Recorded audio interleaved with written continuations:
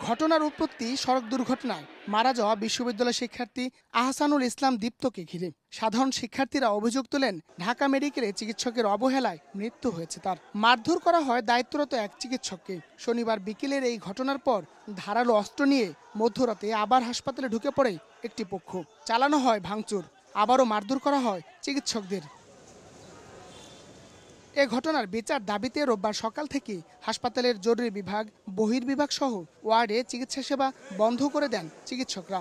সঙ্গে নিরাপত্তা নিশ্চিতের দাবি তোলেন তারা। জড়ো হতে থাকেন হাসপাতালটির পরিচালকের কক্ষের সামনে। সকাল থেকে দুপুর পর্যন্ত চলে তাদের রুদ্ধদ্বার আলোচনা। তবে কোনো সুরাহা না হওয়ায় চিকিৎসকরা সারা দেশে সব সরকারি বেসরকারি হাসপাতালে অনির্দিষ্টকালের জন্য কর্মবিরতির ডাক দেন। এরপরও তাদেরকে বোঝানোর চেষ্টা অব্যাহত রাখেন পরিচালক। তার যে অপোনেন্ট গ্রুপ ছিল, সে ঢাকা মেডিকেল কলেজের ইমার্জেন্সি কমপ্লেক্সের ভিতরে ঢুকে চাপাতি দিয়ে কূপে তার হত্যা নিশ্চিত করে এখান থেকে চলে গিয়েছে। তাহলে আমরা দেখতে চাই যে এখানে রুগীও সেফ না। আপনারা কোথায় সেবা নিতে আসছেন? এখানে রুগীও সেফ না। নিজের সিকিউরিটির জন্য আমরা আজকে থেকে কর্মবিরতিতে যাচ্ছি।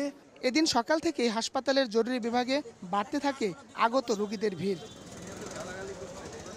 অপ্রীতিকর পরিস্থিতি এড়াতে মোতায়েন করা হয় বিপুল সংখ্যক সেনা সদস্য ও পুলিশ। হায়দার আলী, সময় সংবাদ, ঢাকা।